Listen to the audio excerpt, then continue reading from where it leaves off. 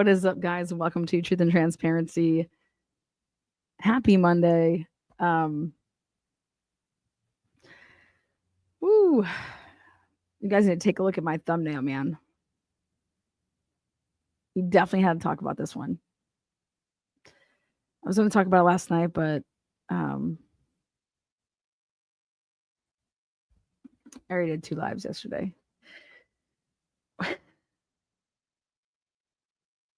I mean, does Nancy understand that Dateline literally got their asses reamed? There's a investigation into this leak. And here we go. We have Nancy Grace a couple weeks behind. And so much has developed over the last days in the Bryan Kohberger prosecution in the deadly slayings of 4 beautiful University of Idaho students, which we thought before tonight had all been stabbed dead, quasi, if not totally, in their sleep in their own beds. But now a shocking theory has emerged that Xana, beautiful Xana, was actually chased downstairs and then murdered. This as an eerie, a haunting selfie emerges. Oh, there you go. Bryan Kohberger dressed like Ted Bundy. Now, why would the white bread boy from the Poconos dress like Ted Bundy and take eerie selfies? You know what? Before we even get to the news, I need a drink and a shrink. But sadly, all right, me too. Let's talk about it. Whoa. Corey says Ted Bundy didn't dress like that. White bread.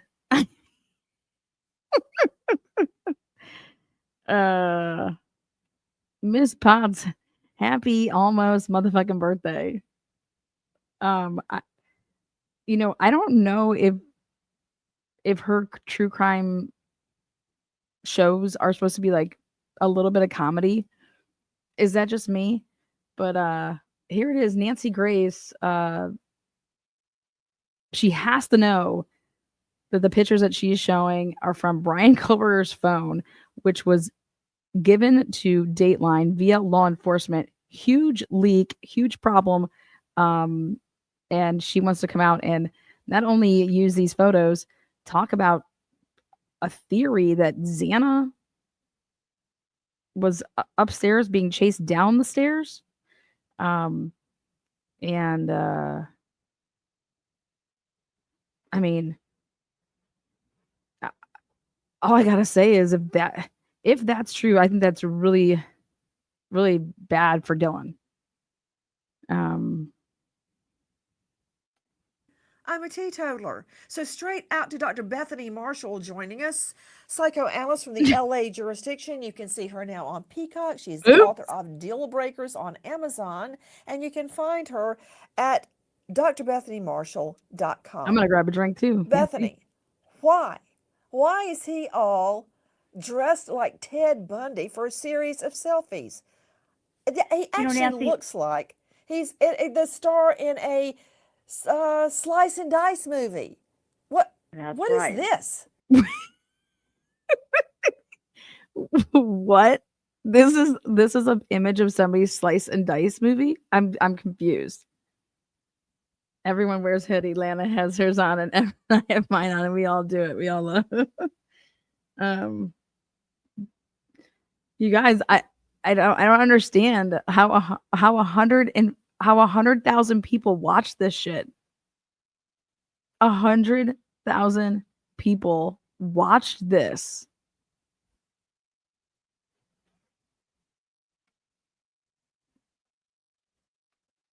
Dexter. You know, Nancy, this tells me that what is this? Dexter. You know, this girl Bethany comes on and she's asked, "What's this?" And Bethany says, "Dexter." You guys, I've watched every episode of Dexter. That motherfucker right there does not look like Dexter. I don't recall Dexter making like these poses.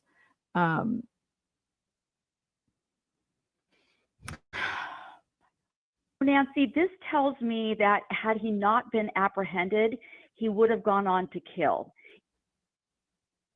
A fucking selfie, a selfie hoodie pic tells you that?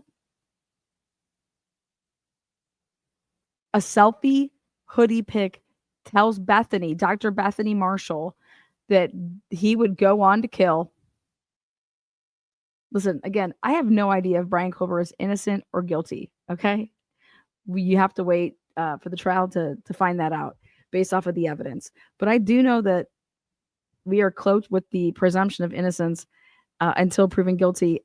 And here, this Dr. Bethany Marshall says that these pictures going on to kill. Like, if he would have never been apprehended, then he would have been killing. If Ted Bundy is his idol, and Ted Bundy is a serial killer, killed men, killed women, had a completely deviant life, that this tells me that this was Bryan Kohberger's first rodeo, this first mass killing, and this was just practicing for all the killings to come. This is his idol. So he's going to form his entire offending pattern.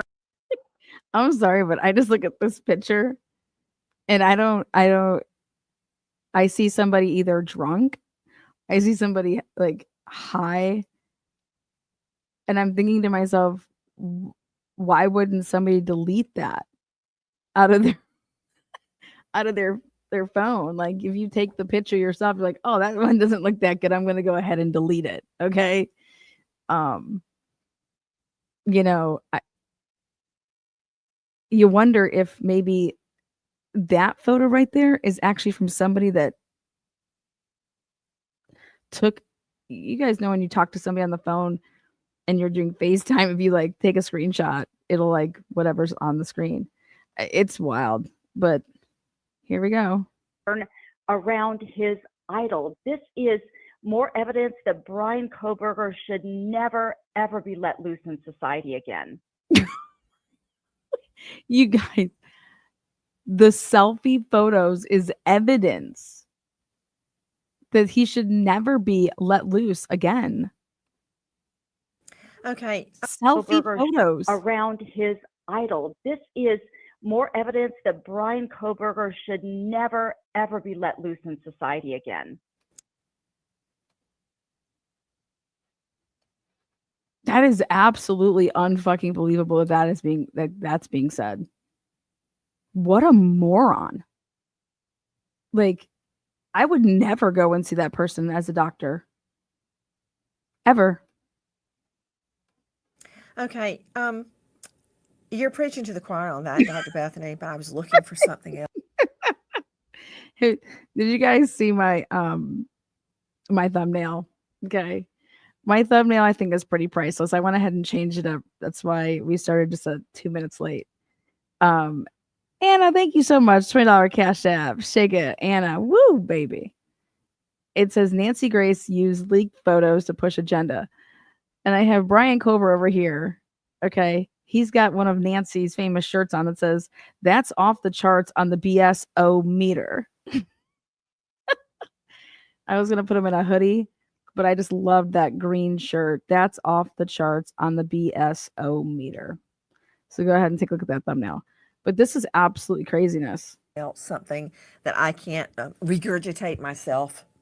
I'm trying to figure out why Mr. Button-Down Oxford shirt is dressing like Ted Bundy and a selfie. Think of Halloween. You know how all the sorority girls dress up like hookers, right? So this says something that not in Moscow. They dress up as murdered victims, actually. It's really weird. But yeah, normally girls do dress up as sluts in college. But they had a really weird, bloody costumes. Bethany, something deeper than I learned in law school. Why is he dressing up like Ted Bundy? It means something, for Pete's sake. The first patient I ever saw as an intern, I was 25 years old, was a young woman who looked like Little Bo Peep from the waist up. And like Little Bo Peep from the waist up. Oh, I cannot wait for what Bethany has to say next. Give it up for Crystal Baby, $22.22 for thank you for all that you do. Thank you so much, Crystal. Well, wait, Little Bo Peep from the waist up. a hooker from the waist down. She had fishnet stock. Little Bo Peep from the waist up. And like a hooker from the waist down, she had fishnet stockings, stiletto heels. She was a church secretary. And so she had this duality in her personality. And this is what I see in Bryan Kohberger. In fact, we call it a vertical split in my field, where one half of the person's personality could be deviant, naughty, counter society, maybe even homicidal. And the other part is sort of like a do-gooder. And the two sides are not integrated. That's about they Cass go and give a Bacon. birthday cake to grandma and celebrate grandma and then go rape the old lady next door. So it's very scary when you see these kinds of lack of integration with people who have certain types of pathology, because it tells you the deviant side could be so, so deep because it's hidden even from their own consciousness sometimes. Joining me an all-star panel to make sense of what we are learning tonight. And I want to go straight out to another renowned guest. It's Howard Bloom, author of When the Night Comes Falling, a requiem for the Idaho student murders. Hello, Howard. Hello, Howard. Wait. Hidden even from their own consciousness sometimes. Joining me an all-star panel to make sense of what we are learning tonight.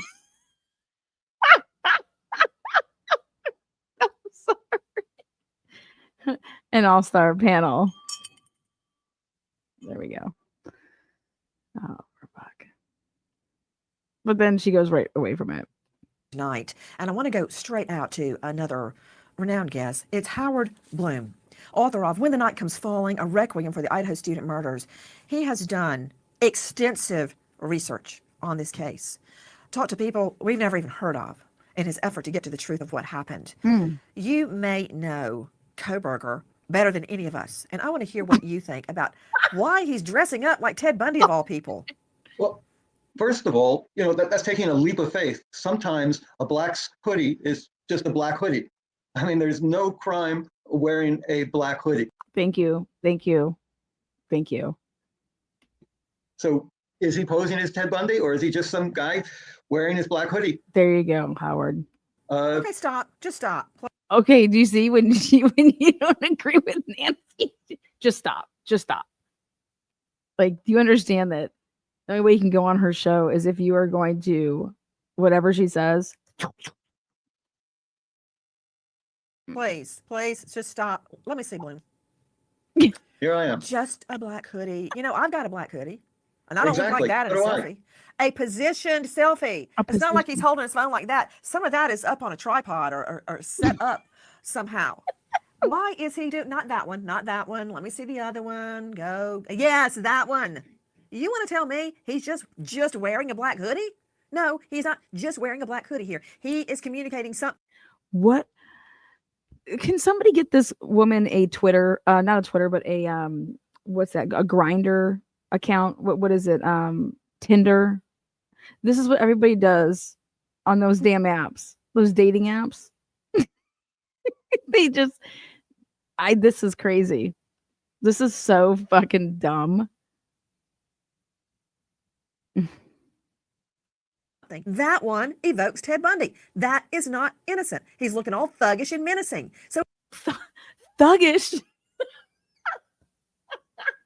There's no fucking way that picture looks thuggish.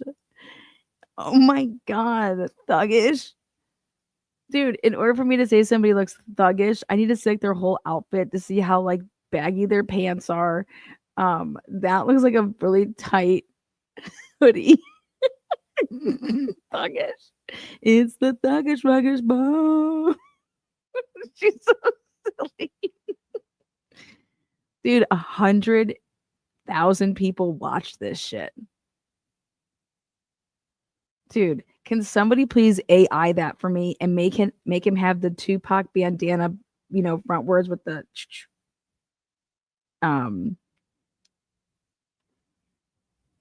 So it's not that he just ran out and bought a black hoodie. I've got a black hoodie, and I don't take freaky selfies in it. There's a difference. What is the difference? Speak, Bloom.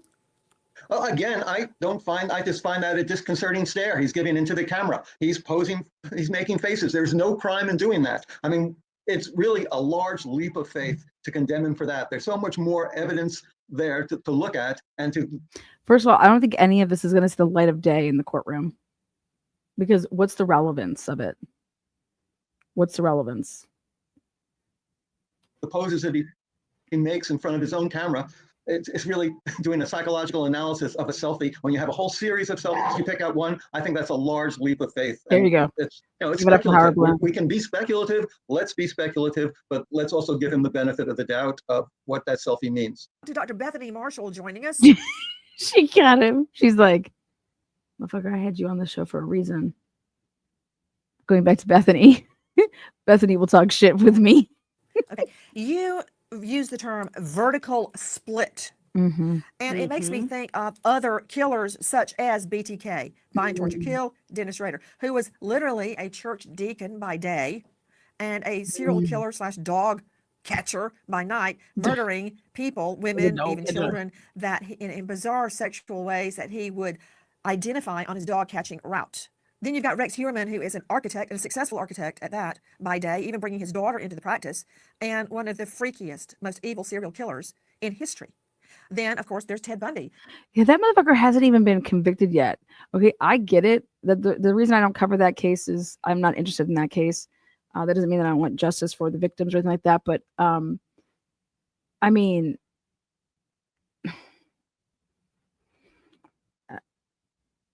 how have none of these people been sued for defamation? Who is a quasi-brilliant law student, but also a freakazoid killer. Where at the end, he's just bashing people in the head with a log. There's no forethought. There's just mad killing, but he's not insane. So when you say vertical split, the duality of the psyches of these killers. Where's Ted Bundy doing like this hoodie? Okay, I thought they were like. It's something I'm trying to figure out. Where's Ted Bundy in the hoodie? Vertical split. I've never heard that before, Bethany. Well, let's think of a vertical split as on one side is all the aspirational goodness, their families whom they rely upon. In the case of Bryan Kohberger, teaching in a class, learning about law, trying to flirt with women, but he was a family guy. He lived with his family for a long, long time. And then his whole life, a long, long time, his whole life. On the other side of the split, all the evil side. I mean, the church secretary that looked like Little Bo Peep from the waist up and a hooker from the waist down was having affairs with other pastors through the church computer, but she was the church greeter on Sunday morning. So it's the lack of integration. I tell you what, those motherfucking churchgoers, those people that come to your door, just Bible thumping through your fucking door. I had somebody come here the other day, leave me a little something in my door. Absolute. I mean, I'm good. Like, this is crazy. This is absolute crazy. I just can't even believe that this, you know what, Nancy, nobody wants to watch my shows when I fucking talk about what you talk about. When I have to show like, hey, can you guys believe that Nancy knows that there's this huge, like shit's going down about this Dateline leak. And she thinks it's a good idea to then use the Dateline leak photos, come out here and let Little Bo Peep, Bethany, psychiatrist, whoever the fuck she is, come out here and literally no psychologist or a psychiatrist that's worth a damn would ever come on somebody's show and literally look at pictures and say the things that she's saying. I would never send myself to anybody like that. And I hope to God I would never send my kid to anybody like, I mean, I don't know what the fuck she does if she's with children or with adults. I would never recommend this woman. I mean, be careful. Don't wear an all black hoodie to go see her. She's going to think you're fucking crazy. I think, in which these kinds of actions foment. So the BTK killer, he would measure people's grasp. Joining me, Howard Bloom, author of the definitive work on, as of now, on the Idaho slaves, When the Night Comes Falling, a requiem for the Idaho student murders. And you can find him at Howard Bloom, that's BLUM.com. Howard, thank you for being with us. Howard, the need to keep photographic evidence, what is that? When someone commits a crime like this, it is the high point of their moment. They are building up to it over a period of time, and then they finally find the will. They finally can make that jump into becoming the monster that they're seeing in their mind, and they want to commemorate this moment. They want this moment to live on. That's why they do it. They want to have this experience. It's like looking at a scrapbook, like we might keep a scrapbook of high events in our lives, weddings, high school graduations, college graduations. They are the killings. Joe Scott Morgan joining me, professor of forensics, Jacksonville State University, author of Blood Beneath My Feet on. Well, then why didn't he take any pictures when he was at the scene? If like he wants to make a scrapbook, that's what's going to go around next. Bryan Kohberger brought a secret pen. On Amazon, he's a star of a hit podcast, Body Bags, with Joseph Scott Morgan. Joe Scott, thank you for being with us. I want to, the dichotomy of the selfies that Kohberger has taken, juxtaposed against, compared to the crime scene. And I want you to hear this, Joe Scott, before you elaborate on the crime scene. Disturbing evidence tonight that Xana did not die in her sleep, that she was actually chased downstairs and murdered. Listen. New information is Madison may have been the killer's intended target, and the killer was surprised to find Mogan was not alone. Kaylee Gonzalez had recently moved out and only returned for a visit with Mogan. The killer arrives just after 4 a.m. and goes directly to Madison's room first, where a tan leather sheath for a K-bar knife is found near Mogan's body on the bed. Kohberger's DNA was found on the button snap of the knife sheath. When, if ever, was the last time you checked your home's title? Well, if you're like me, immediately title history. Wait, what the fuck? Xana has just received her DoorDash order and is scrolling through Instagram when she hears a struggle in the room above. Running up to the next floor, the killer chases Xana back down to her bedroom, leaving the knife sheath behind. Catching up to Kernodle, the killer stabs her to death while her boyfriend Ethan remains asleep. Shocking new evidence. Before he is killed, the murderer carves Chapin's lower leg with a blade. Chapin is the last murder victim, killed with one strike of the knife, hitting an artery. Now, according to sources, Ethan's leg was not carved, it was stabbed. I don't think we're going to know that until we actually hear the autopsy report. But straight out to Joseph Scott Morgan, professor of forensics. Is that from the James Patterson book?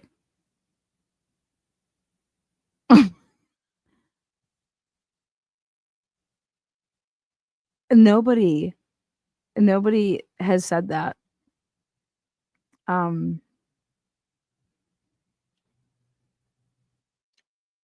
I'm interested to find out about where Xana's blood is in the house. That this has to be an evolving new little. So,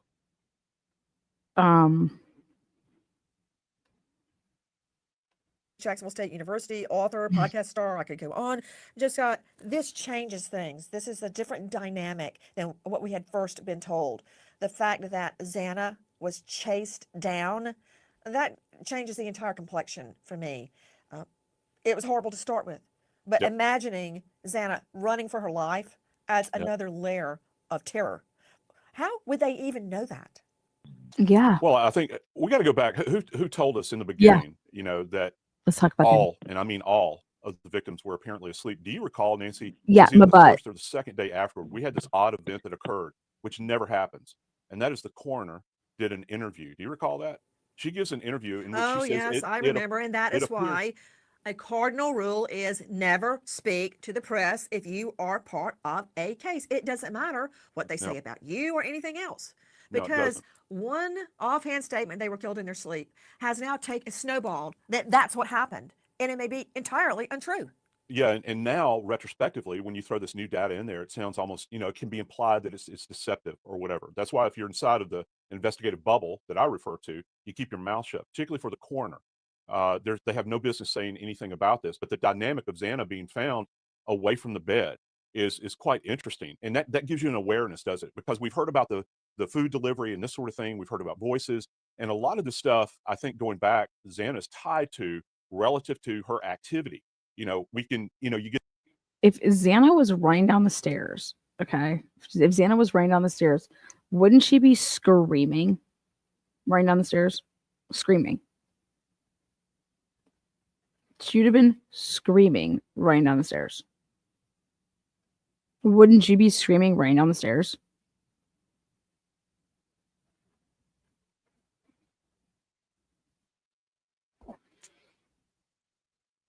And then Dylan just somehow opens up her door 3 times and just doesn't get stabbed at all.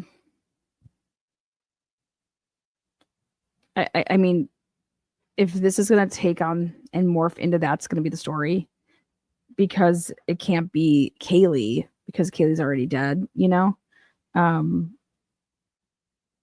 Well, then how in the world is Dylan alive, man? You get this impression about all of this all the way along, and the dynamic has completely changed. Before we're thinking, yeah, Ethan and Xana were cuddled in the bed, and that they're asleep. Oh, that ain't what happened here, Nancy. Well, how are they going to prove it? I don't know that they The- necessarily can. I think one of the fascinating things for this in particular is if she had an awareness that there was somebody up there, and she snuck up the stairs just to kind of investigate on her own. Why Was would she she have cut an in awareness any of way that? up there and then chased down afterwards? And maybe there's some kind of deposition of her blood on the carpet leading back to her bedroom, Mm-hmm. or is it all concentrated in the room? Because the one thing we do know Hey, about put Xana, your at Scott up. I least, want to throw something at him. yeah, sure. Okay, listen to this. I think the blood spatter. I wanted to hear what he is had to going say, be Nancy. critical What the here. fuck? There's some kind of deposition of her blood on the carpet leading back to her bedroom, Mm-hmm. or is it all concentrated in the room? Because the one thing we do know Hey, about put your Xana, Scott at up. I least, want to throw something at him. He was going to say something that was going to be good. I hope he comes back to it. yeah, sure. Okay, listen to this. I think the blood spatter is going to be critical here Mhm. because I'm No shit. hypothesizing if she were stabbed at all Yeah. on those stairs, even if she ran back up, we're going to get Xana's blood on the stairs, even if her body is found in the bedroom. If she ran down and ran back, I don't know yet because I haven't seen the blood evidence. But all they need No is shit. a drop, not a transfer, not a smear, which could come from the killer, but a drop from her or spatter from her, It could be from the knife too, Nancy. which showed the event happened right there. So it wouldn't matter where her body was found. That shows that a stabbing happened on the stairs, that she left her room. And there's one other thing, but put this into your equation. Joining me is Crime Stories investigative reporter Dave Mack. Dave, isn't it true that one of the survivors, the one that ran from one room to the next that night, they were frantically texting back and forth, there's a guy in here, he's wearing a black mask on his face. Didn't one of them run past Xana and see her in the floor and think she was passed out drunk? Because all the facts hadn't assimilated. She didn't know what had happened, which goes to this theory. Okay, I want to talk about that. Let me tell you something. Back in college, we would have like girls' nights or whatever, and then like we'd be talking, and a couple people may like pass out, and you're in the same bed or whatever. But I can tell you this: nobody then ever woke up and did not just like go immediately to their bedroom. Like you want to like get in your own bed. Like you may like wake up and be like, oh shit, I just like, I fucking passed out. Like, talking away and then, falling asleep, wake up. Okay. Then you're going to get up and go into your bedroom. Here, Dylan and Bethany both were just like, hey, no, it's totally cool. You can just like sleep in my space until, noon when you're too afraid to go upstairs. That's not normal. That's like a normal, you'd want to like go to your room. You'd want to go, if you're up, so it's one thing if you were sleeping all the way through and then you woke up at 11:45. That's not the case due to the phone activity, unless one person was only using both phones. But I don't find any of that normal. Looking back at how, like my college experience, and we were wild as fuck. And nobody, not one single time, has ever slept in my room and then woke up and then just thought that they would just stay in my bed until noon. Like, no, just that it never happened.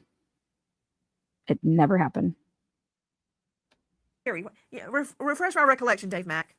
Nancy, that's exactly what happened. And now you got to put it in the context of the moment.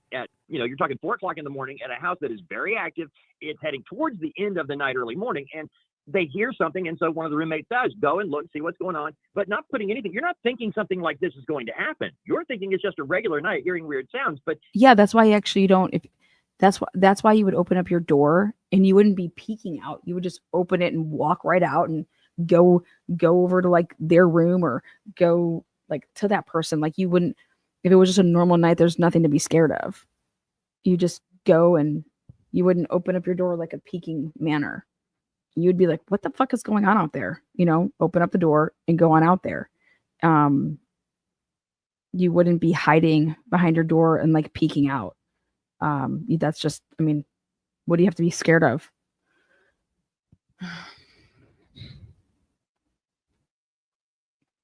she sees Xana, and it appears to her that Xana is just asleep. That's because that's what she would normally expect to find at that time of the day or early morning. Do these people even know the case? I'm sorry. What up, Hollywood, baby? I would never think that my roommate was asleep. Like it was just any old night in the middle of her doorway, just on a hardwood floor. Like, who the fuck? What the fuck? Like, no. I would never think that. I would never think, like, even if they were passed out drunk, I would never let them stay there. Like, what? That's never happened to me in my life. And again, we partied hard. Never did I ever open up my door after hearing crazy screams and see my roommate in the middle of the doorway, just laying down and think, oh, she's just fucking hammered. No, I would think, first of all, I'd want to know if I heard another voice. Did somebody just put like, did somebody like physically get into an altercation? Where's her boyfriend? Did you fucking touch her? Like, what the fuck?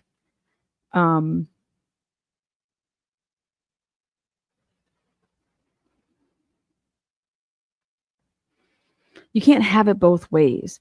If you were scared and thought that all this stuff was going on, okay, you can't have it both ways. Then you do something about it. Or then you really weren't scared and you just didn't hear anything. Like, but you can't have it both ways. No jury is going to believe that. I'm sorry to say, but it's just, they're just not. They're just not. It doesn't make sense. The story doesn't make sense. You don't wake up in the morning and are up on your phone beginning at 6 o'clock in the morning. And meanwhile, this happened just at 4:30, an hour and a half ago. Okay. And you stay downstairs and then you're just in and out, or then, oh, I thought it was a dream. I didn't think it was real. But Athena doesn't even bother calling her roommates, not one time, nor texts them, not a single time. And Dylan reaches out only via the phone. If she used an app to call Ethan or Xana, it would be through an app. But I showed you guys all. Like, that's just not. So nothing really clicked until later, and that's why there was all the texting back and forth with the other roommate and the calls to the phones. Just if something's wrong, something's different than normal. And here's another thing, aside from the possibility that Xana was actually chased down and killed that night, the theory that Madison... Xana would have been screaming Dylan's name too. You're going to run right past Dylan's room. Like, think about this. I'm in my house with all my roommates and I'm not going to warn my other roommates. I'm going to just run screaming, like, you know, and not say, you know, or why didn't I go to Dylan's room? Like, she ran to her own room versus like Dylan's room is right there at the bottom of the stairs. To go in there, shut the door, lock it. I mean, or run the fuck up out of the house. Xana's going to run down the stairs and run to her room. I don't know. I don't know. Mogan may have been the intended target. And now we are now getting, which I'm about to get to, I'm leading up to it, information as to how we've heard all along. The prosecutors came out in open court and said we have no evidence that the victims were stalked on social media. Because remember, there was a lot of talk that it was stalked, period. It was stalked, period. It wasn't just social media. Kohberger had stalked the victims. In that vein, it was believed for a long period of time that Kelly Gonsalves was the intended victim. It wasn't that the accepted theory at the get-go, Dave Mack, that somehow Kelly was the... Does she have a problem saying Kaylee? Keely? Who's Keely?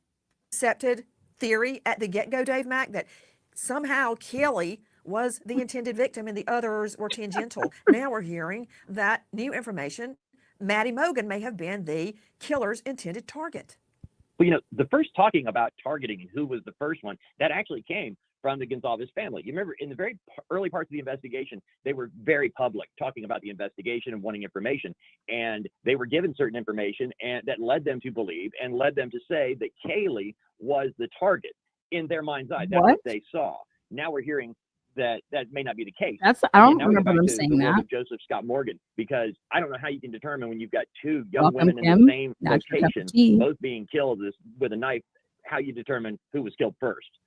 Guys, now we're learning more freaky Kohberger photos just emerging could reveal how he allegedly targeted 4 beautiful Idaho University students for murder. She's not waking up. They saw some man in their house outside. Please join us on our mission to go our own way. How to? Many days I spent tromping around Moscow and Pullman. I met Kohberger's neighbor, one of his neighbors, who described Kohberger's father upon moving Kohberger in for the start of school. I don't believe anything that you say, Nancy. I didn't realize that you are the one that the source is. Coming to him and saying words to the effect, "My son has a hard time making friends." Surprise, surprise.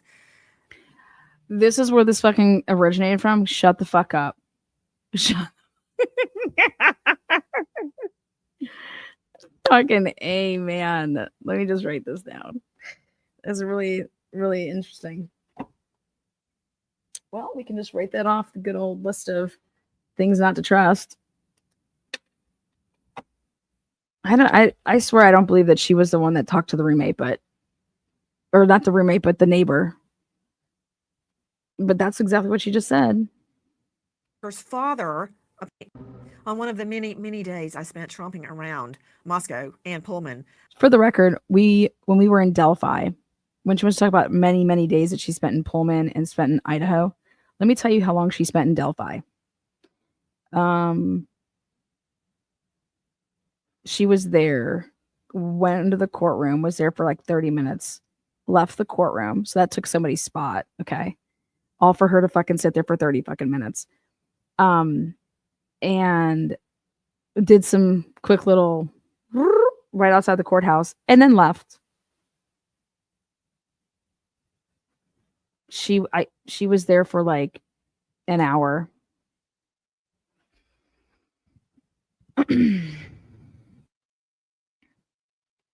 I met Kohberger's neighbor, one of his neighbors, who described Kohberger's father upon moving Kohberger in for the start of school, coming to him and saying words to the effect, "My son has a hard time making friends." Surprise, surprise. Would you be his friend?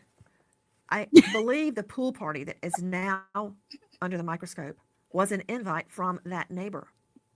Little did I know at the time that pool party could be the nexus between Kohberger and the murder victims. Listen. To me, he seemed a little awkward, kind of like you might expect for a PhD. She's using the Dateline leaked video that you cannot get anymore. You guys, this is why I'm doing this episode, okay? It's why my thumbnail is so important, okay? This is working together. Okay, Dateline scrubbed this. Where'd you get this from, Nancy? Okay. This is insanity. But this is scrubbed by Dateline. Now she's using the selfies from Dateline that came from the leaked item that has a huge investigation. Okay. And now she's using these lovely people here. This is just this is fucking insane. Mainstream media, man. Student who didn't know anyone at the party and was maybe trying his best to kind of get out there and be social and make friends. Shortly after moving to Pullman, Kohberger is invited to a pool party in Moscow, July 9th. Kohberger attends the pool party during the I can't wait to find out who invited Kohberger to the pool party. I cannot wait. day, and his cell phone data analyzed by an FBI cell phone expert indicates Kohberger came back to Moscow the night of July 9th, and in the days, weeks, and months that followed, Kohberger's phone pinged nearly a dozen times to a tower that provides coverage within 100 feet.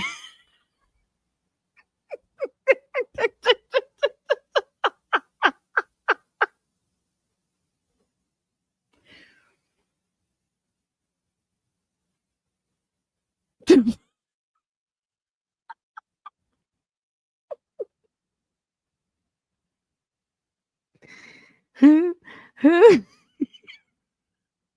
Let me tell you where that's at. Hey, pull the car over. I gotta get a pic. What? Pull the car over. I need to get my pic. Oh, girl, we got you. Hold on. Get the camera crew out there. Go ahead. Get your pic.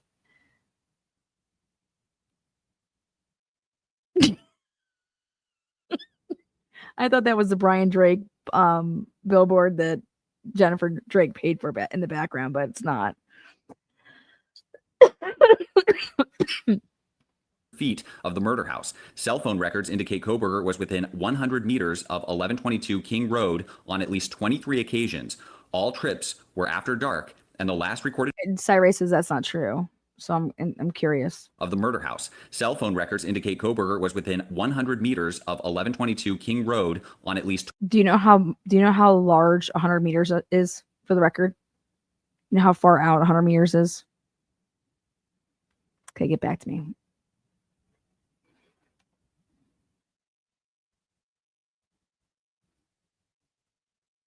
"23 occasions.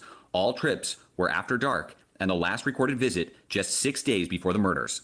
The first lady you heard speaking from the pool party episode was from our friends at NBC's Dateline. That Dateline episode has exploded in the courtroom with the judge demanding an investigation to find out how that and other information was leaked to Dateline. And I got to tell you, it certainly touched a nerve, which makes me think that what's in Dateline could very well be true. Now, can we...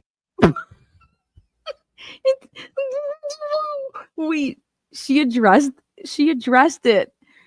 It struck a nerve, and yet here she has the nerve to come on her show and fucking put it out there again.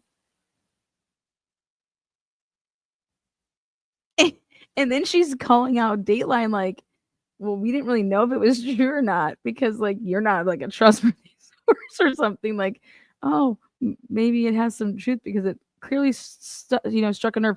Why don't you say why it struck a nerve? They got his cell break, basically. They got his Bryan Kohberger's phone. And like, what the fuck? There. Oh, there you go. We get back to the nexus between the pool party. Trips were after dark, and the last recorded visit just 6 days before the murders. Wild. The first lady you heard speaking from the pool party episode was from our friends at NBC's Dateline. That Dateline episode has exploded in the courtroom with the judge demanding an investigation to find out how that and other information was leaked to Dateline. And I got to tell you, it certainly touched a nerve, which makes me think that what's in Dateline could very well be true. Now, can we get back to the nexus between the pool party and the murder victims? Okay. Bitch don't even care. The crazy man. Absolutely fucking just showing yo ass. This is wild. Listen to this. Another leak is Kohberger's cell phone browsing history in possession of law enforcement shows dozens of pictures of female students at Washington State and the University of Idaho, many in bathing suits, some of them friends or followers of 3 murdered students, Madison, Kaylee, and Xana. Okay, now we must deduce, we must extrapolate based on what we know. Joining me is a renowned homicide investigator, Chris McDonough, director of Cold Case Foundation, and the star of a YouTube channel, The Interview Room, where I found him. Okay, Chris, go with me on this. We're dealing. Jump in. So he gets invited to the pool party. I think the same pool party the neighbor invited him to, so he could make friends. All right. He's at the pool party. That night, July 9, begins his trips to where the murders occurred, the King Road murder scene. That night, his phone is pinged, and there are over 20 subsequent visits to the murder scene leading up to the murders. Significance, they start the night of the pool party, right? He didn't know them. Then we find photos in his cell phone of women, girls, students in swimsuits. Were those girls at the pool party? Because now we learn, last step, that on social, the girls in the swimsuits were social media friends online with the victims. So all along we're like, how did he find these victims? How did he target them? Does it all go back to the innocent pool party. He's at the pool party. He sees women. He takes pictures of the women in their swimsuits. He looks them up online. He finds their online friends and targets them. All that browsing would be That's in not just a coincidence. There is no coincidence in criminal law, McDonough. all that browsing would be in his phone. It's like the hunter who is trying to figure out where the deer hang out. He's a sadistic sexual predator. And it starts with finding your victimology. It starts with finding girls, if that's going to be his victimology. And then it's going to talk in his head, and I'm talking about fantasy, that he's going to tie it to his model. And who's his model? Well, right now, the evidence is showing that it could be Ted Bundy. And if that's the case, who was Ted Bundy stalking? He was stalking sorority girls. And now the very first murder, Well, fuck. Bryan All these Kohberger girls forgot, got kicked out. he So picks a house with 5 girls. nope, they got kicked And out. is the pool party connected? Well, we don't know yet, but we know he was organized. And we go back to the sheath for a moment. If Xana is the gal that walked up and disturbed him, that's probably the time he dropped the sheath. And Yeah, that's when it went totally. disorganized. And he probably, if in fact he chased her, that was the time. And that probably explains how the sheath got there in the first place. Totally. So is it past possibility? No, Totally. it's a probability. Oh, And it's also totally. a probability that when he was taking that secondary selfie, Mm. that we're going to find a lot of information on that digital footprint Mm. of his phone. And it won't surprise me the type of porn that we find on that phone is going to be very sadistic. I guarantee it. Oh, you're leading me to my next topic. God. The sadistic type of porn found on his cell phone. Like having sex with women while they're asleep, passed out, drugged. Which about of course, gag? not having sex, that's How about- rape. But hold on, before I put How the about cart before the gag? horse, to Joshua Ritter joining me, a veteran trial lawyer, defense attorney, former prosecutor, and the host of Courtroom Confidential on YouTube. And you can find him at She's like, I'm gonna gag you, Chris. Shut the fuck up. Hi, Josh Ritter. How are you? Josh Ritter, ESQ.com. Josh, thank you for being with us. Josh, take off your defense hat. I'm taking off my prosecution hat. I'm trying Bullshit. to understand what's happening. You're No so wonder full of the judge you're so full of shit, Nancy. Take off your defense hat. I'm gonna take off my prosecution. Girl, we've just listened to you for 28 minutes, girl. There ain't no hats on and there ain't no hats off. All right. We're talking about bathing suits and we're talking about hoodies. Prosecution, defense. This was the first time you ever said either one of those words. blew a gasket, and I don't blame the judge. That was a serious leak. This is a serious leak. And she's over here fucking spreading it. This is insane to me. I mean, how do you get this? Is Delulu. This is a serious leak. This is serious. Hey guys, I'm gonna just spread it again. Our friends over there at NBC were so kind to give me the clips so that I could play them again over here.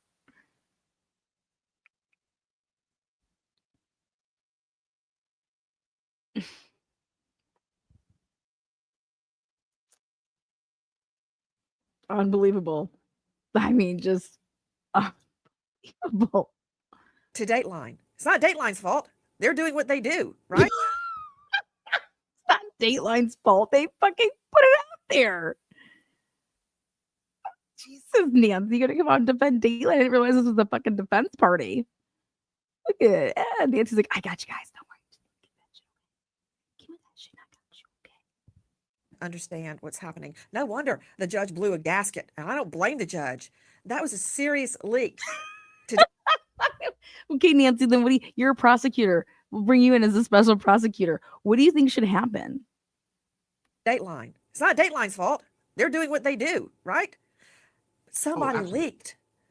Yeah. I mean, we're talking about cell phone porn, about raping women in their sleep and when they're drugged, found on his phone, and these women were attacked. He thought they were going to be asleep, right? But the nexus here, there is no coincidence in criminal law, not that I've ever seen. I've seen coincidences in life, but in crime.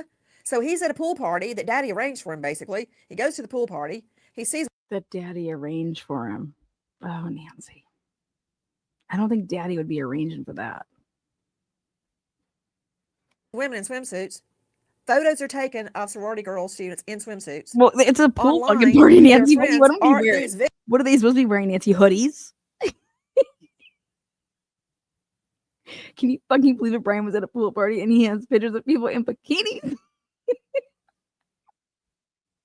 I would think it'd be a little bit more fucking weird if they were wearing, I don't know, fully dressed jeans and fucking hoodies. The nerve to be.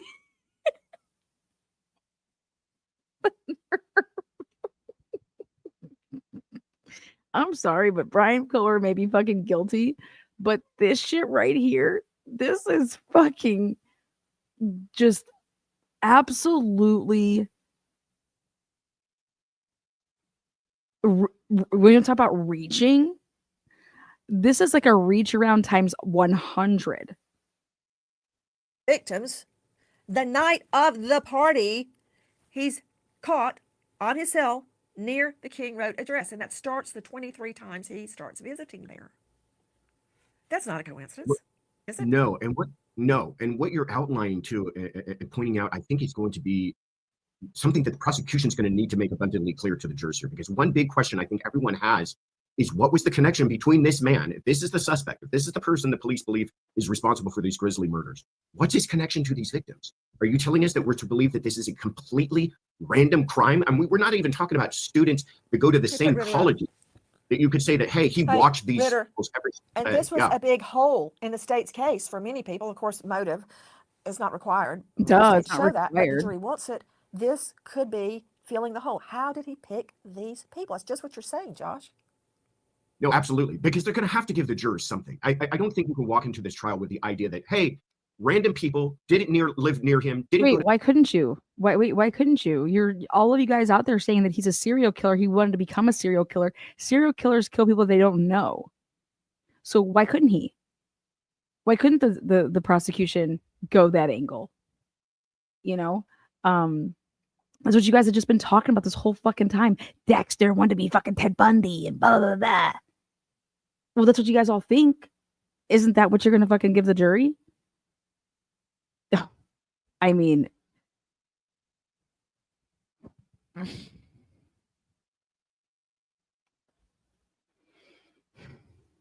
maybe this guy needs to put back on his defense hat because he fucking sucks as a prosecutor.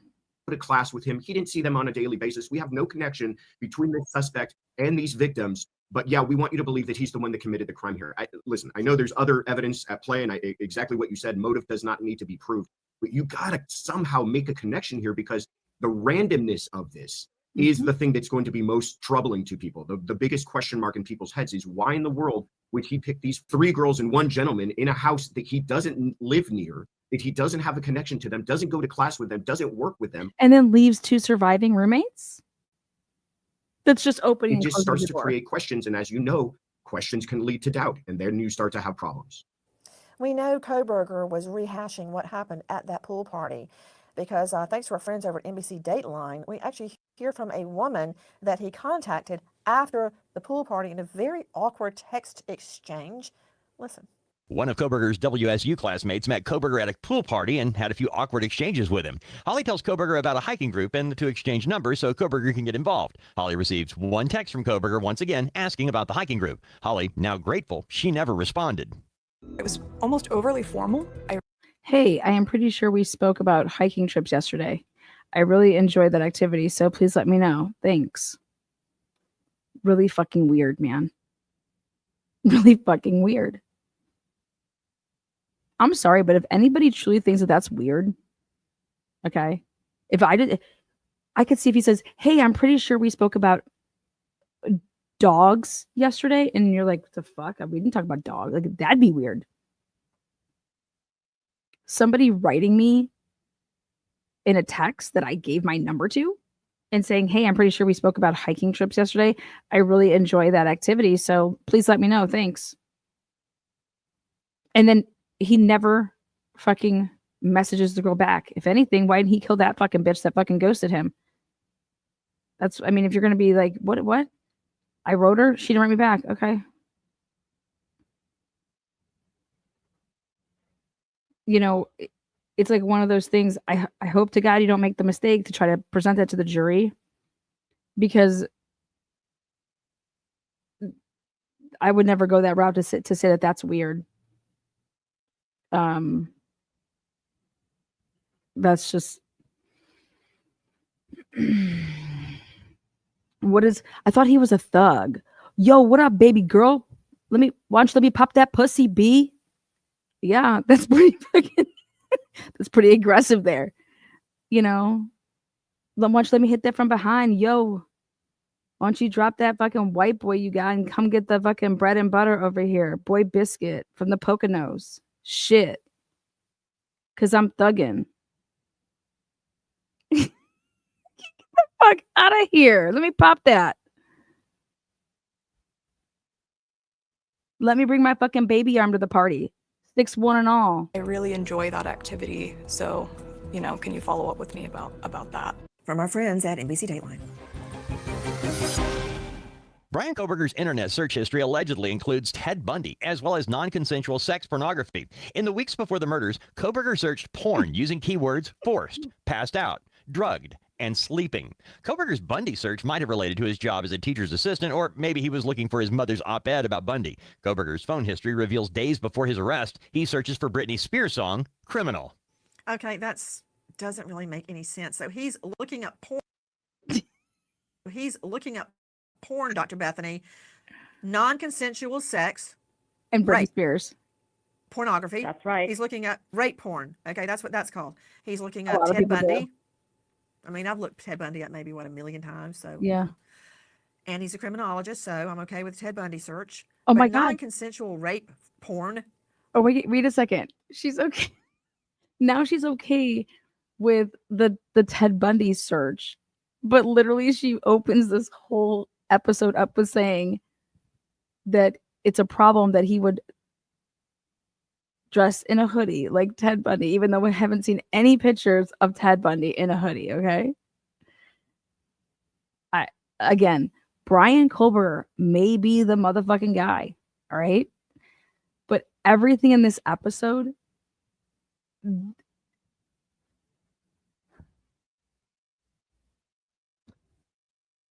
really? This is classless as fuck. And therefore I'm treating it as such. This is like Star Magazine fucking trash. Filth. This is piggish filth. You know what? I need Monica Simontelli's sisters to come on over here. Because they gave one hell of a statements for the sentencing. And yeah, this is just filth. Looking up porn where the woman, where the rape is, quote, forced, where the woman is passed out, drugged, or sleeping. No. Help. I can't wait to see if those were Google searches or if those were actually on a porn site after you've already got to the porn site, you know? And I would love to know what they were working on it with the class and shit like that. Help me out, Bethany. And then Remember the these Max Factor hair? girls and Ethan are attacked in their sleep. What? Yes. Remember the Max Factor error? He had that same deviant arousal pattern. He took all these videos of himself with women passed out in his bed, and he was making these creepy movements over them. So, Nancy, when somebody comes into my office who's had a brush with the law that there's an intersection between that and sex and assault, or they have a deviant arousal pattern, I always ask them, what type of pornography do you look at? And then who are you in the scenario or the vignette you're watching? Are you the passive person? Are you the active person? Are you the person who's watching? And it gives me a great deal of insight into the deviant arousal pattern. In this case, he needs his victims unaware of what he's doing. He wants to rape them when they don't know he's there. And, or I'm guessing he wants to rape them. So is this the kind of... Wait. Did you just hear that sentence? Hold on a second. This is Tina with What the Fuck Translation Services. What the fuck did you just say, girl? Beth. Beth does math. And it gives me a great deal of insight into the deviant arousal pattern. In this case, he needs his victims unaware of what he's doing. He wants to rape them when they don't know he's there. And he wants to rape them when he knows or when they know he's not there. What? I mean, one more time. I mean, I have to make sure that I'm accurate on this. Hearing it purple. Deviant arousal pattern. In this case, he needs his victims unaware of what he's doing. He wants to rape them when they don't know he's there. And or I'm guessing he wants to rape them. So is this kind of... I don't know how you rape somebody if they're not there. I mean, I don't know what the fuck she's talking about. Dear Lord, does Beth not know that none of these people were sexually assaulted? Okay, unless it's going to be news to everybody. I don't. I thought somebody has to be present for you to rape them. Like, I don't know how you rape somebody and they're just not there. Do you mean like not physically with it because they're like drugged? Is that what you mean, like by not there? But I definitely need something to be there to rape. But what the fuck? Where do you?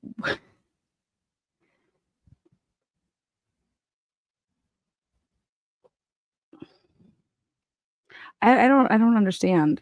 Kind of person who could really graduate in his offending pattern to even more serious crimes like necrophilia, abuse of a corpse, something where the sex assault victim does not know that he's committing the crime, so he has complete power and control over them. Oh, so you are saying that he will wait until they're deceased to then rape them, which is, I don't believe rape, but I think it's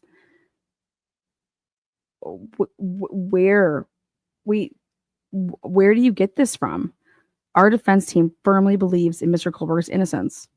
Like, can you believe that? Like, it's right there. So while this broad is up there speaking her truth, God, I don't even know what she's talking about.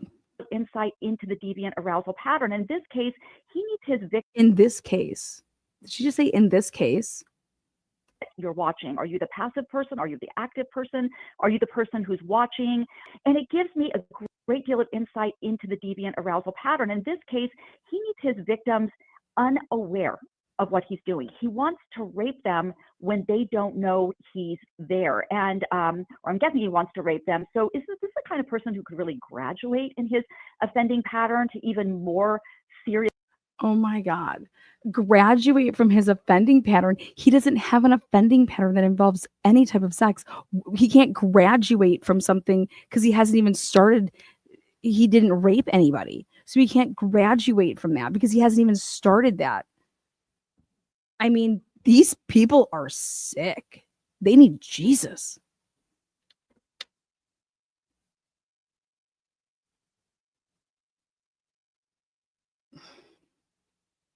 Holly, I don't want to hear about your fucking tan in Puerto Rico. You hear me, Holly? But I will take a look at your tan lines. Looking good, girl. Keep it up. Tell me that Nancy's show is at least way like later in the nighttime. I don't think that any kids should be hearing this shit. I mean, these doctors have wild fantasies. I wonder what type of sex she likes. Beth is probably like, oh yeah, play it out. Play out your sex fantasy with me. Yeah, right. Serious crimes like necrophilia, abuse of a corpse. I'll pretend I'm dead. The sex assault victim does not know that he's committing the crime, so he has complete power and control over them. Okay, Ritter. Okay, so Chris McDonough talked for one sentence. Chris McDonough talked for one sentence out of 34 minutes so far. You better put your defense hat back on. There's really no coming back. From a guy suspected of murdering 4 people. There's no coming back. Yeah, because of people like you. There's no. Did she really just say that? Oh my God, does she like have any fucking like awareness? Oh my God. Okay, Ritter, you better put your defense hat back on. There's really no coming back. From a guy suspected of murdering 4 people, 3 girls that live in the home in their sleep, while hours before he is looking up rape porn where the victims are passed out, drugged, and or sleeping. Good. Wait, hours before? So that'd be like when someone's like in bed? A lot of people watch porn when they're in bed. Like, let's be real, right? So are you going to sit here and tell me that his device shows that hours before this homicide occurred, he was looking at porn? You better hope that's true, Nancy. Good luck with that, Ritter. Well, I mean, what I will say is, okay, the porn, though disturbing, what does that have to do with the crime scene? Other than you're saying that the targets of the crime are females, is there allegations of sexual assault? Passed out, and asleep. Allegations that Passed out. Who's passed out? Oh my God. made them unconscious. I mean, the fact that a crime scene happens to have 4 females or 3 females, pardon me again, and 1 male that are believed to be sleeping, and maybe we're finding out not now, is somehow we're going to tether a nexus between that and the idea that he was looking up disturbing porn. I just don't. I listen. The disturbing porn bothers me. The crime scene bothers me. I just don't see the connection between the two. And if the prosecution is going to try to, thread that needle, I think they're going to have a tough time convincing. They're going to have it's not even going to be relevant. Thanks. Dr. Bethany Marshall, help me out, because Ritter is dancing all around the fact that this guy was obviously sexually frustrated. God, the guy was getting Asian porn or pussy tossed to him and he wouldn't take it. What is she smoking? Did she watch the Dateline? Oh my God, he was obviously sexually frustrated. Crazy Nancy. I'm sorry, but if I don't laugh, I was not expecting it. You guys, I have not watched this episode, okay? You think I was going to watch this twice? God, no. Who? What? He was obviously sexually frustrated. Is that what she really said? I just tough time convincing jurors of the same thing. Dr. Bethany Marshall, help me out, because Ritter is dancing all around the fact that this guy was obviously sexually frustrated. He keeps trying to connect with women. He can't. He had a horrible. How does this guy on the screen keep a straight face? If I was on the screen and she said that, I would have been like, excuse me?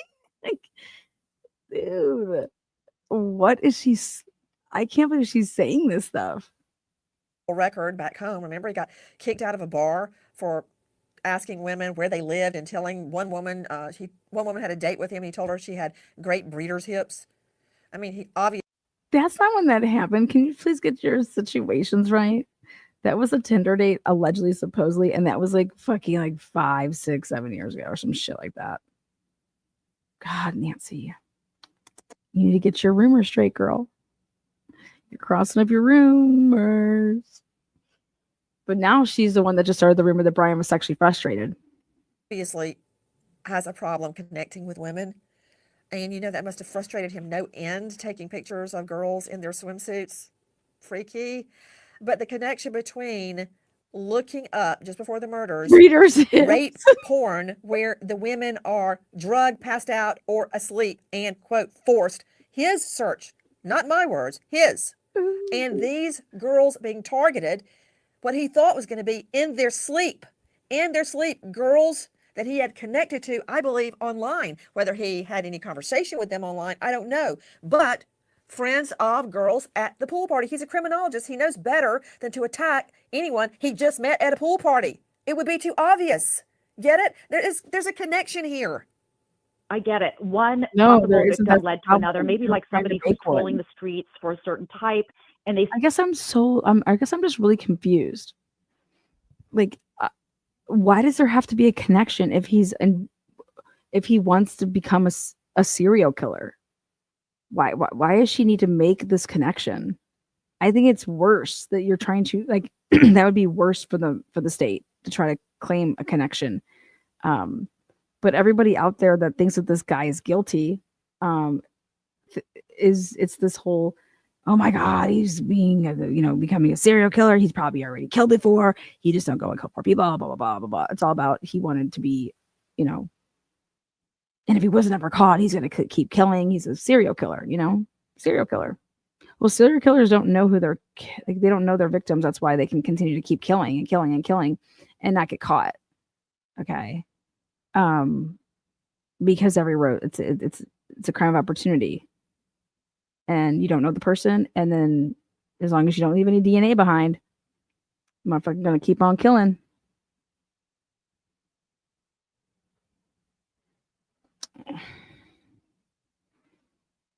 Just fucking, I can't handle this episode's just a fucking train wreck.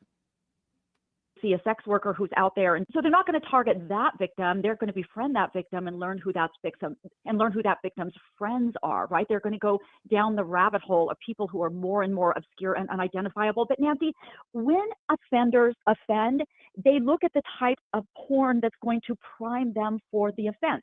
Pedophiles will look at pictures of children online. Rapists will look at assault. Men who want to commit murder, homicide will look at maybe college students or maybe Ted Bundy. So looking at the pornography. What? Who is this Beth woman? We need to call her. Beth needs a fucking phone call, man. Beth, you're embarrassing. I can't.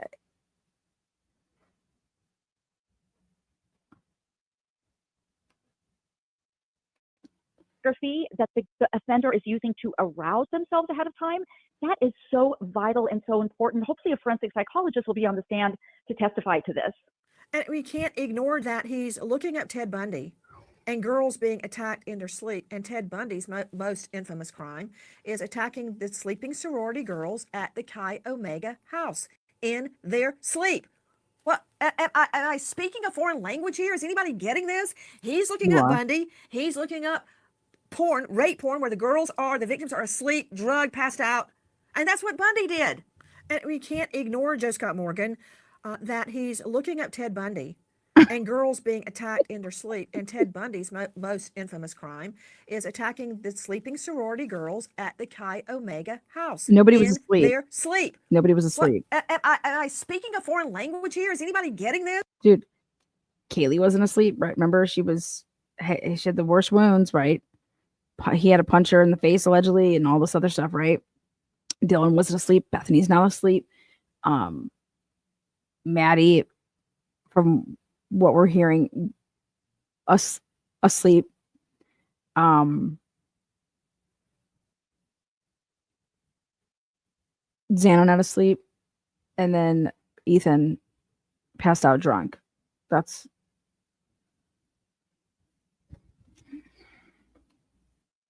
She wanted to do this episode so she could push the Dateline shit. Moral of the story is she wanted to use the Dateline stuff and push an episode. And it's just more,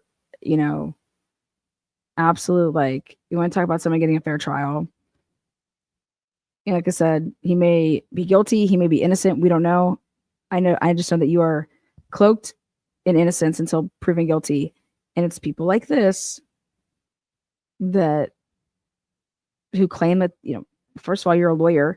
Then you're supposed to believe all in our justice system. And the fucking rules. And this is just trash. He's looking up Bundy. He's looking up porn, rape porn, where the victims are asleep, drugged, passed out. And that's what Bundy did. You just keep saying the same thing over and over. Yeah, he did. However, going back to the photo, Nancy, the hoodie photo that we mentioned off the top, one of the names that came to mind with me was Ted Kaczynski with Unabomber. Kaczynski had a PhD in mathematics as well as a master's degree, and was very bright, socially awkward, those sorts of things. And I think if you read through his statements that he made, he saw himself as above everybody else, that everybody else were these kind of groundlings that were out there that were not worthy of his time.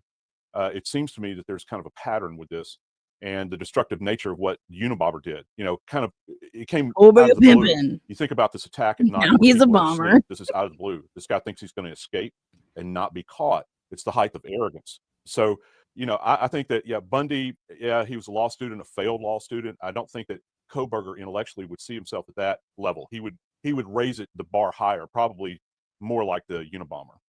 To Howard Bloom, the coincidences are startling.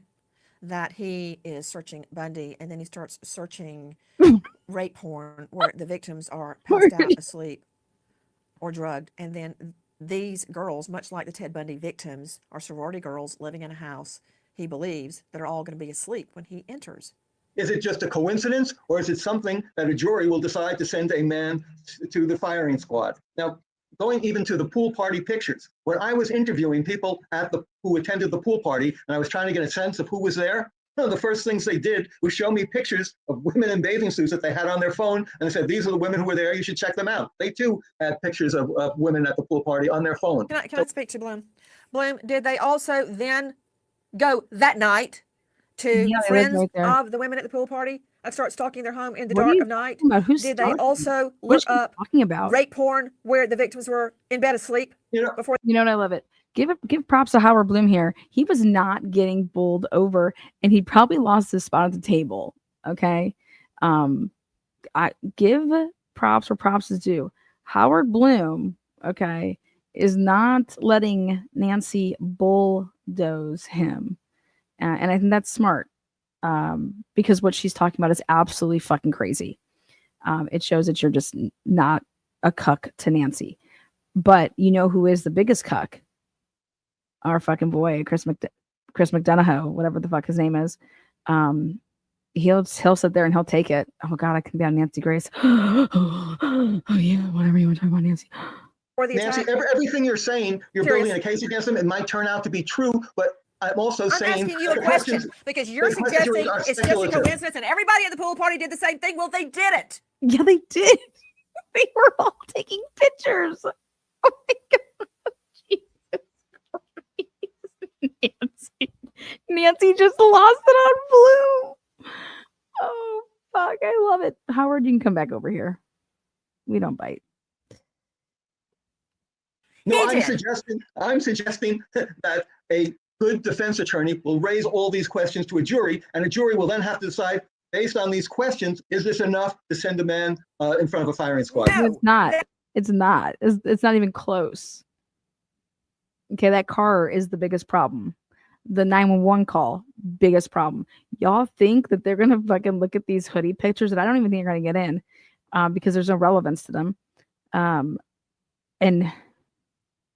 yep, what were you tasked with? Well, my name is Michael Douglas, not the actor, but I was tasked with going through Bryan's phone, and these pictures I found when he was at a pool party on July 9th. Okay, what about them? Are any of the victims in there? No, they're not. What else? Nothing, that's all. That is not the law. The law is the jury will determine if it's enough to convict him. This will be a bifurcated trial, and once there is a conviction, then they will decide the sentence. In fact, the jury will be instructed in death penalty cases they are not to consider the death penalty. They have to consider guilt or innocence first. And I hardly think these photos are going to send him to the firing squad. It's going to be his DNA, man, on the knife sheet under the dead victim's body. Let's see. Oh my God. Nancy, come on my show, baby girl. Let's talk about that DNA, baby. That DNA is going to cause more problems than it is going to cause answers, because nothing else goes with it. And that would be a hang up for me. Okay. All the problems, like it's the Karen Reed case all over again. If this investigation isn't solid, fuck, the jury's not going to go in that room and be like, well, we have a knife sheath with touch DNA on it, but nothing else. Wow, what are we going to do? I just hope they got more than that, because nobody else is going to ever be tried for this case. It's Bryan Kohberger or bust. And so,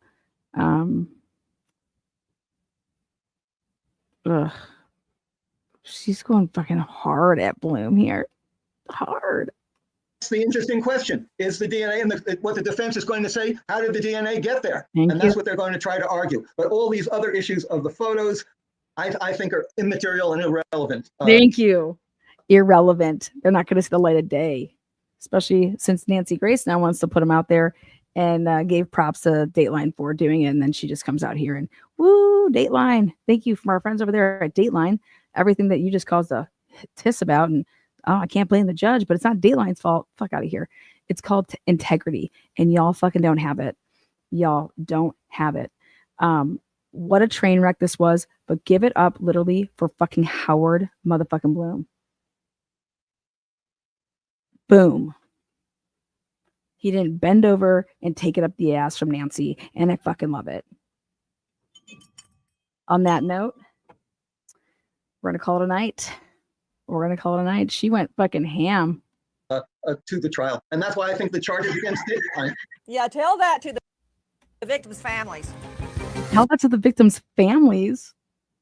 She doesn't even believe in innocence until proven guilty. You know what I'm going to tell the victims' families when I see them? That I'm very sorry. And I hope that if Bryan Kohberger did it, that he is found guilty. I hope that the truth comes out in the courtroom. But I definitely wouldn't be fucking running around talking about, you want to talk about just make-believe shit that you guys are talking about here. Crazy. Nobody was sexually assaulted. And you have your shit wrong. So she just comes out here and talks about theories. Nancy Grace does not even look at the documents. That's now a known fact. This episode proves it.